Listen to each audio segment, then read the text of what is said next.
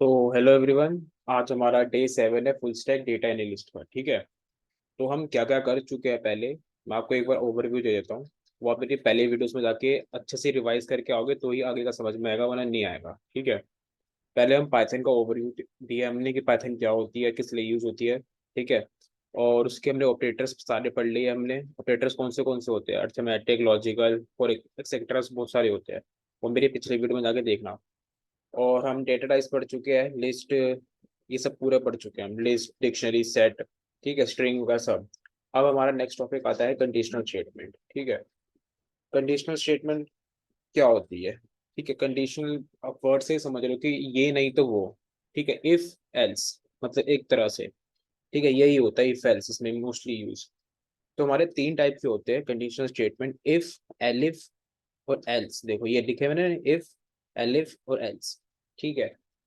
अब आता है कंडीशनल स्टेटमेंट यूज कैसे करते हैं। ठीक है। अब बाई चांस एक क्वेश्चन है आपके पास, अगर आज वेदर सनी है, ठीक है, तो आप बच्चे आज खेलेंगे, चिल्ड्रन विल प्ले। अगर आज वेदर थोड़ा रेनी टाइप्स है तो चिल्ड्रन विल नॉट प्ले।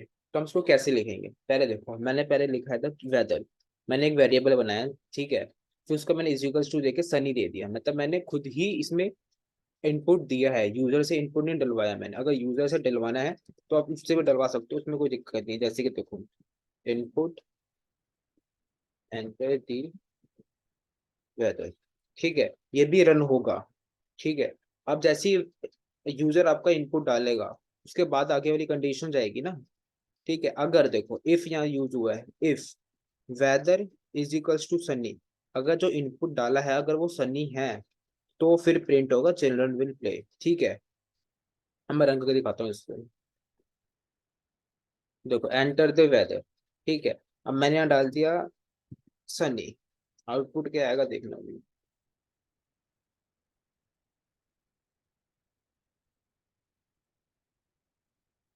रुको रुको, ये दिक्कत दे रहा कंपाइलर फिर से।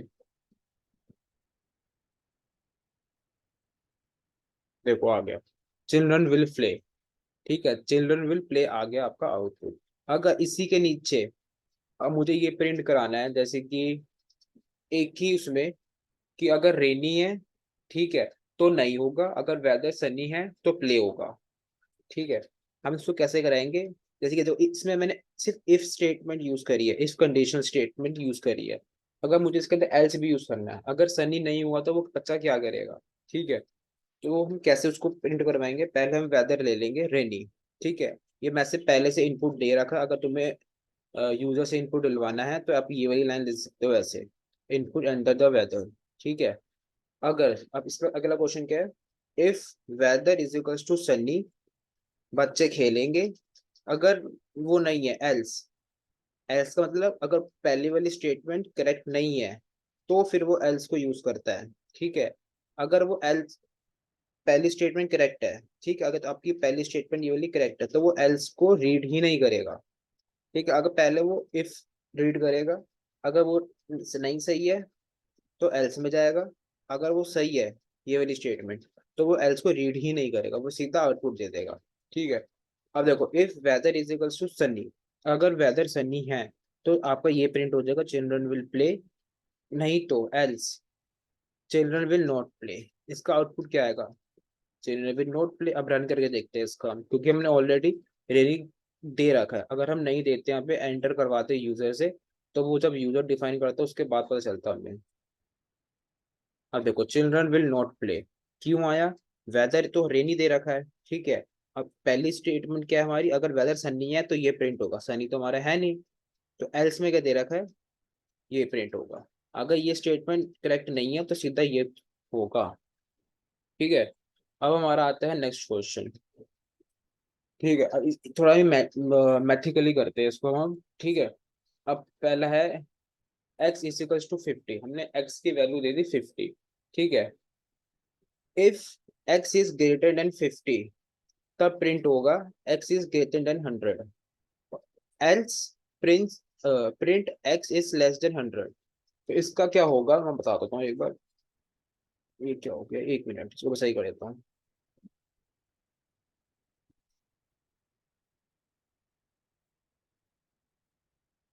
ठीक है। इसमें क्या होगा, एक्स की वैल्यू 50 गिवन है हमको, ठीक है, और हमारी अगली क्या कंडीशन दे रखी है, अगर हमारी वैल्यू 100 से ज्यादा है, ठीक है, तो हमारा प्रिंट होगा एक्स इज ग्रेटर देन 100। अगर वो उससे स्मॉल है 100 से, ठीक है, तो वो क्या प्रिंट करेगा, एक्स इज लेस देन 100। तो उसको देखते क्या आएगा, एक्स इज लेस देन 100, क्यों, क्योंकि इधर तो वैल्यू मैंने 50 दे रखी है, अगर मैं इसकी जगह यहीं पे दे दूं 500, अब देखना, एक्स इज ग्रेटर देन 100, ठीक है। हम यहाँ पे इनपुट भी करवा सकते हैं यूजर से, ठीक है, ये तो मैं पहले खुद से गिवन कर रहा हूँ यहाँ पे वैल्यू। आपको पता है कैसे इनपुट करवाते हैं, इसका कोड मैंने आपको पहले बता रखा है पिछली वीडियोस में। अगर आपको पहले नहीं पढ़ी है आपने, तो पहले वो वीडियो देखिए फिर ये देखिए, ठीक है। अब ये देखो, ये बिल्कुल सेम सेम क्वेश्चन है, उसके बस मैंने वैल्यू थोड़ी बढ़ा दी थी। अब मैं यहाँ पर कर देता हूँ जैसे कि 15। इसका क्या आउटपुट आएगा, एक्स इज लेस देन 100, क्यों, क्योंकि एक्स की वैल्यू मैंने ऑलरेडी 15 गिवन कर दी है ऊपर, ठीक है। अगर मैं इसकी यहीं पे 1500 कर दूँ, देखो एक्स इज ग्रेटर देन 100, ठीक है। अब आता है थोड़ा अच्छा क्वेश्चन, ठीक है। अब जैसे कि एलिजिबल टू वोट होता है, इसकी क्या वो होता है, मतलब कि एलिजिबल कौन बंदे होते हैं, जो 18 से अबव होते हैं, ठीक है। अब मेरे को इनपुट करवाना है कि अगर हमारी एज 18 है तो वो बंदा वो वोट देगा, अगर नहीं है वो 18 से अबव तो वो वोट नहीं देगा। अब वो कैसे पता चलेगा दिखाता है। हमने पहले एज लिया, एज की वैल्यू पुट करवा दी, ठीक है, ये मैंने खुद गिवन करी है। अगर देखो इफ इज ग्रेटर देन और इज इक्वल्स टू 18, मतलब 18 से ज्यादा या 18, तो हमारा प्रिंट होगा एलिजिबल टू वोट, ठीक है, नहीं तो नॉट एलिजिबल टू वोट। अब ये जो है ग्रेटर देन और इज इक्वल्स टू, ये आपको मैंने ऑपरेटर्स में पढ़ाए थे, ठीक है, तो पुरानी वीडियोस अच्छे से समझ के यहीं पे आना, नहीं तो नहीं आएगा आगे कुछ समझ। अब देखो इसको हमने वैल्यू पुट कराई 27। अब इसको रन करके देखते हैं क्या आएगा, मेरे हिसाब से तो एलिजिबल टू वोट आएगा, वही आएगा। देखा क्यों, क्योंकि यहाँ पे 27 ऑलरेडी हमने पुट कर दिया वैल्यू शुरुआत में। अब यहाँ पे मैं कर दूं जैसे कि 15 कर दूं, ठीक है, अब देखना, नॉट एलिजिबल टू वोट, ठीक है। ये सेम क्वेश्चन है, देखो नीचे मैंने वही कर रहा है, बस मैंने इसकी वैल्यूज चेंज कर दी थी। इसकी वैल्यू देखना क्या आएगा, नॉट एलिजिबल टू वोट, क्यों, क्योंकि मैंने यहाँ पे 16 दे रखा है। अब 16 की जगह मैं यहाँ पे दे दूँ 35 दे दी, चलो, एलिजिबल टू वोट, क्यों, क्योंकि वो 18 से above है, ठीक है। अब अगला क्वेश्चन आता है, देखो हमारा क्वेश्चन अगला, अगर 5, ठीक है, 30 से डिविजिबल हो के, मतलब कि तो हम इनपुट डाल रहे हैं, वो 5 से डिजिबल है, मतलब उसको डिवाइड कर दे रहा है वो अच्छे से। अब बताता हूँ कैसे होगा ये, ठीक है। पहले होगा हमने वैल्यू पुट करवाई 30, ठीक है, इफ नंबर इज डिविजिबल और इज इक्वल टू 0, मतलब अगर हमारी जो लास्ट में रिमाइंडर बचता है ना, वो अगर 0 आ रहा है, तो हमारा क्या प्रिंट होगा, नंबर इज डिविजिबल बाय 5, ठीक है, नहीं तो else print number is not divisible by 5, ठीक है। अगर आपको ये समझ में नहीं आएगा कि मैंने ये क्या लिखा, आप ये भी लिख सकते हो, देखो, नंबर इज डिविजिबल बाय 5, और यहाँ पे लिख दो आप NUM,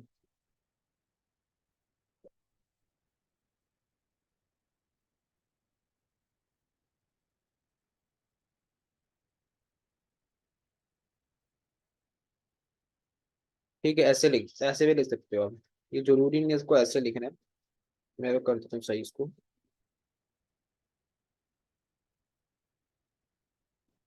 देखो, अगर देखो 30 डिविजिबल है 5 से, ठीक है, और इसका रिमाइंडर 0 बच रहा है, तो हमारा प्रिंट क्या होगा, नंबर इज डिविजिबल बाय 5, ठीक है, नहीं तो number is not divisible by 5। अब इसका आउटपुट देखना, नंबर इज डिविजिबल बाय 5 30, ठीक है। 30 यहाँ क्यों आया, क्योंकि मैंने यहाँ पे नंबर वो कर दिया है, ये लिखा है मैंने इसलिए, और इसकी वैल्यू क्या है 30। अगर मैं इसको हटा दूं, तो यहाँ पर 30 लिखा ही नहीं आएगा। देखो, नंबर इज डिविजिबल बाय 5, ठीक है। अब हमारा अगला क्वेश्चन आता है, देखो सेकंड क्वेश्चन, ऑड और इवन। ऑड और इवन सबको पता है, ठीक है। इवन वो होते हैं जो टू से डिवाइडेड होते हैं, और ऑड वो होते हैं जो नहीं होते डिवाइड।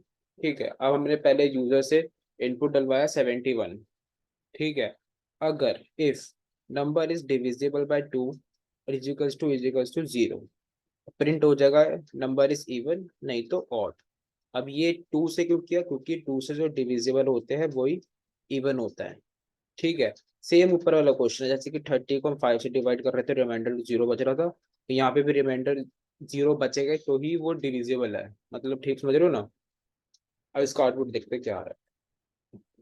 ऑड आएगा, क्यों 71, अब मैं यहीं पे जैसे कि इसको करता हूँ 80, अब आ जाएगा इवन।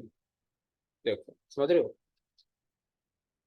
अब हमारा आता है अगला क्वेश्चन, बिल निकालना है। ठीक है, जैसे कि आपके पास कहीं शॉपिंग करी आपने, ठीक है, आपका बिल 5,000 से ऊपर है, 10,000 12,000 कुछ भी, तो आपको मिलेगा 10% का डिस्काउंट। ठीक है, अगर 5,000 से कम है तो आपको मिलेगा 0% डिस्काउंट। ठीक है, तो इससे क्या कैसे होगा। अब देखो मैंने यहाँ पे पहले वेरिएबल बनाया बिल नाम से, ठीक है, और वेरिएबल हमेशा स्मॉल से होता है। ठीक है, और मैंने यहाँ पे यूजर से इनपुट डलवाया है। अब मुझे तो वैल्यू पता नहीं, तो यूजर खुद डालेगा। ठीक है, if bill is greater than 5,000, और ये देखो लास्ट में ना हमेशा कोलन लिखना है। अगर कोलन नहीं लिखोगे ना, देखो तुम, अब मैं चीज दिखा दो, देखो कॉलम तुमने नहीं लिखा ये, अब ये यहाँ पे लेके आया, इसके आगे नेक्स्ट करोगे ना उसके सीधा एफ के नीचे आ जाएगा ये। ठीक है, अगर यहाँ पे तुमने कोलन लगा दिया, अब देखना कहाँ आएगा ये। ठीक है, तो लगाना ये बहुत जरूरी है। तो इसका हमारा क्या होगा। हाँ, अगर 5,000 से ज्यादा है तो हमारा यू गॉट 10% डिस्काउंट, एल्स तो 0% डिस्काउंट। ठीक है, अब इसको रन करते हैं। अब मैंने भी यहाँ पे डाली बिल की अमाउंट, जैसे कि मैंने डाल दी 5,700। अब देखो, यू गॉट 10% डिस्काउंट, क्यों, क्योंकि 5,000 था और मैंने मेरी वैल्यू क्या डाली 5,700। ठीक है, अब आता है हमारा थोड़ा ट्रिकी क्वेश्चन। ठीक है, आज की क्लास का हम लास्ट क्वेश्चन करेंगे, इसका थोड़ा ट्रिकी है, इसके बाद हम नेक्स्ट करेंगे, क्योंकि अगर थोड़ी ट्रिकी मैंने अभी करा दी है फर्स्ट क्लास में, तो थोड़ा आपको प्रैक्टिस चाहिए, तो आपको प्रैक्टिस करने के लिए शुरुआत में ट्रिकी तो दूंगा नहीं। ठीक है, तो थोड़े इजी वे से स्टार्ट करेंगे और फिर थोड़ा ट्रिकी में जाएंगे। ये थोड़ा इंटरमीडिएट लेवल क्वेश्चन है। ठीक है, देखो अगर हमें पहले करना है क्या, बिल हमने इनपुट करवाया, ठीक है, इफ हमारा बिल जो है 20,000 से ऊपर है, ठीक है, तो हमें मिलेगा 20% का डिस्काउंट। अब देखो यहाँ पे हमारे यूज हो रहा है एलिफ। एलिफ कब यूज होता है, अगर ये स्टेटमेंट करेक्ट है तो सीधा आउटपुट दे देगी, अगर ये करेक्ट नहीं है, ठीक है, तो एलिफ में जाएगी। अगर ये स्टेटमेंट करेक्ट नहीं है तो फिर नीचे वाले एलिफ में जाएगी। अगर ये भी करेक्ट नहीं है फिर जाके एल्स में जाती है। ठीक है, इफ और एल्स हम तब यूज करते हैं हमारे पास एक ही स्टेटमेंट होती है, ये नहीं तो वो। ठीक है, अब एलिफ हम तब यूज करते हैं हमारे पास 3 4 स्टेटमेंट होती है, कंडीशन होती है, जैसे कि ये नहीं तो ये होना चाहिए, अगर ये भी नहीं तो ये होना चाहिए, अगर ये भी सही नहीं है तो ये होगा, अगर ये नहीं है तो फिर लास्ट में एल्स यूज करते हैं। ठीक है, तो हमारा सबसे पहला क्वेश्चन है, ये बताता हूँ कैसे करना है। और हम बिल देखो, सबसे हमने बिल को इनपुट करवाया हमने यूजर्स के थ्रू। ठीक है, इफ 20,000 है हमारा बिल, ग्रेटर देन उससे, ठीक है, तो हमारा प्रिंट होगा आपको 20% डिस्काउंट मिल जाएगा। एलिफ नहीं तो, बिल अगर 10,000 से ज्यादा है, ठीक है, और 20,000 से कम है या तो 20,000 है, तो आपका प्रिंट होगा यू गॉट डिस्काउंट 10%। मतलब आपका बिल 10,000 से ज्यादा होना चाहिए और 20,000 से कम, नहीं तो 20,000। ठीक है, और फिर थर्ड स्टेटमेंट हमारी कहती है कि बिल जो है आपका 5,000 से ज्यादा होना चाहिए और 10,000 से कम या तो 10,000 के बराबर, तो आपको मिलेगा 5% डिस्काउंट। ठीक है, अगर यूजर ने 5,000 से भी नीचे की वैल्यू पुट करी, जैसे कि 1,000 2,000 3,000 4,000, तो आपको मिलेगा 0% डिस्काउंट। ठीक है, इसको रन करके दिखाता हूँ कैसे होगा। देखो एंटर अमाउंट, जैसे कि मैंने डाल दिया यहाँ पे 4,500, अब यहाँ पे क्या प्रिंट होगा, क्योंकि 0% डिस्काउंट देना। ठीक है, अब इसको मैं दोबारा रन करता हूँ। अब मैं यहाँ डालता हूँ आपका 15,000, यहाँ पे बताओ क्या होगा, 10%।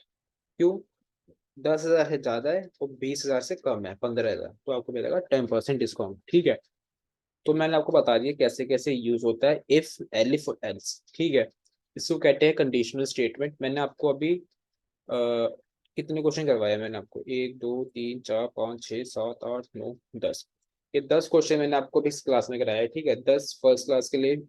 ठीक है, ना ज़्यादा ना कम है। अगर मैं ज़्यादा करा दूंगा तो आपको प्रैक्टिस करने में थोड़ी दिक्कत हो जाएगी। तो हम इसको क्लास को यहीं पे एंड करते हैं। ठीक है, और आपको इसकी प्रैक्टिस जरूर करनी है। अगर आपने पहले के कंडीशनल ऑपरेटर्स, डाटा टाइप्स और नहीं पढ़े तो वो पढ़ लेना। अगर नहीं पढ़ोगे तो ये आगे के समझ में नहीं आएंगे। ठीक है, चलो क्लास को यहीं पे बंद करते हैं। 1 मिनट जस्ट।